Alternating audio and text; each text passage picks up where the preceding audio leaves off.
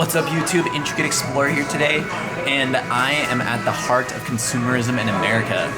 I am at the local McDonald's in Boulder, Colorado, and I'm gearing up to go do a night photo shoot out in the mall. So I'm actually at 29th Street Mall, which is a really popular shopping destination in Boulder.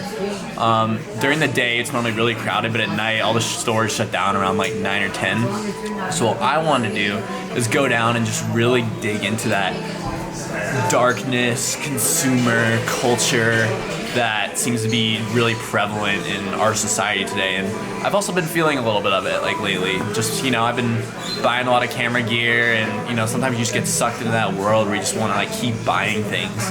And it's almost like a dark hole that's somehow a little bit difficult to avoid. So what I want to do is I want to like capture that feeling of just this lone, desolate world, and you're wandering around and there's all these shops, but at the same time there's a beauty in all those signs and that neon glow and the architecture of these places that look so pretty.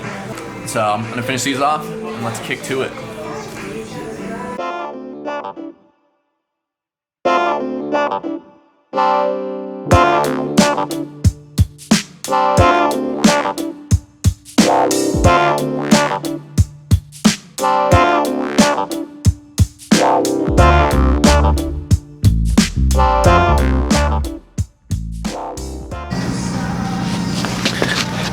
Alright, I want to take a moment to say that night photography is fucking awesome.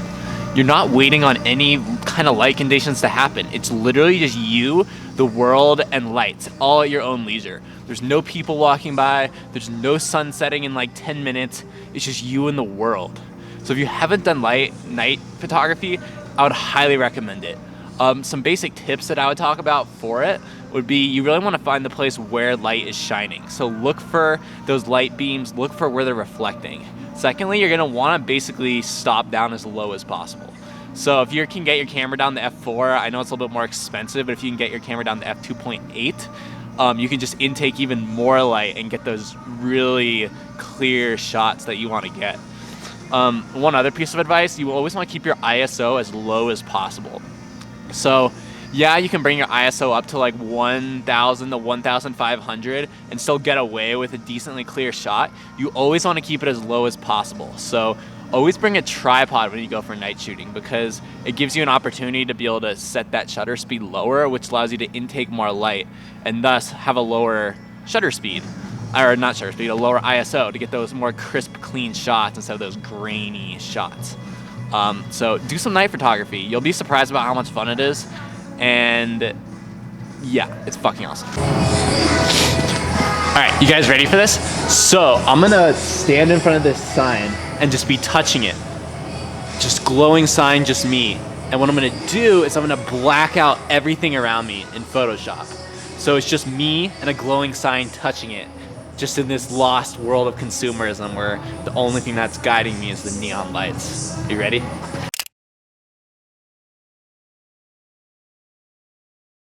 Alright, you guys gotta get these things. Fucking game changer for nighttime cold photography out in the winter.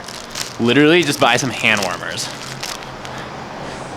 So what I do is I get these gloves on that are pretty light, they hold your heat a little bit more, and then I just put the hand warmers in my pocket, and when I want to warm up my hands for a few minutes, just boom, just pop my hand in my pocket for like 2 minutes, and boom, a couple minutes later, I'm ready to go shoot again. Alright, so I really like this long alleyway here. So what I'm going to do is I'm going to get this like kind of almost mystical, blurry image right here. Just completely out of focus. That's actually me, I just took it. But I really like that just smear of light coming down. It just gives that whole mall this just surrealist, almost kind of experience. You're just dropped into this place.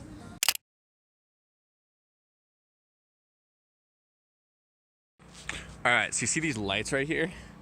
They provide a really good leading line, and they'll also get a nice little blur. So what I'm actually going to do is I'm going to go stand in that staircase right over there, and then I have the camera set up so that it's going to focus on these lights right here. And since I have it stopped down to f3.5, that's going to add a little bit of blur over there, but just enough so that it can outline my shape. So I'm going to be standing in that staircase. And notice how I have this compositionally lined up here. So the staircase is entirely in frame there. See if I were to turn it a little bit more. Let's turn it. It would get away from that full isolation. So I have that just enough there where you can see that blackness of the corner. Let's get this little, it's very sensitive. Right there. And then I also have this lined up so that you can see that entire square box in there. And then these lights just lead to it. So that's just simplicity of shapes. And what I'm gonna do is in post-production, I'm gonna go through later and straighten out those lines a little bit, hopefully. So that way there's a lot of just box. Yes, look at that shot. It looks so fucking creepy. I love it.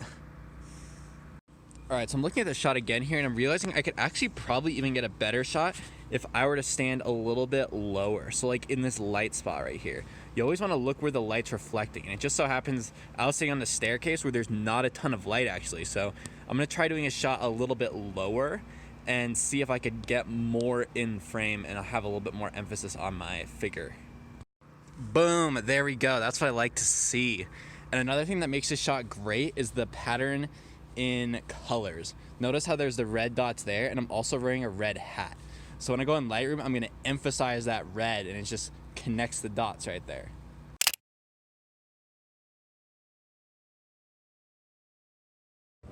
Oh my god, my feet are so cold right now.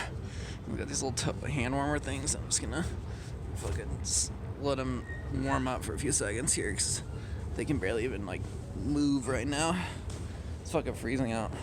You see that sign? I think I'm gonna get a cool shot of it.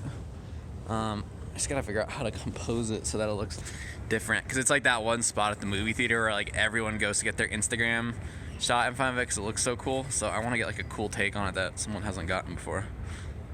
After right up the worm these suckers up. Maybe I'll put them inside my shoe.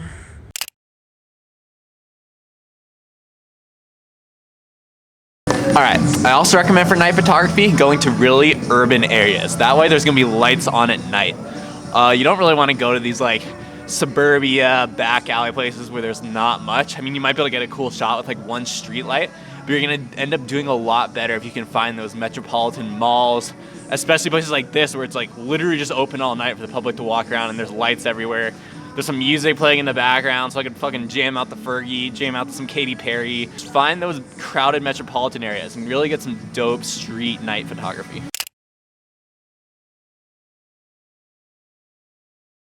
Alright, that's all I got for you guys today. Thanks for watching. Drop me a like if you found that useful. Subscribe, and I got more videos coming on the way ASAP. This is vlog number, I want to say 9 or 10. Out of the entire challenge of doing a 30-day vlog throughout April. So let's keep it coming.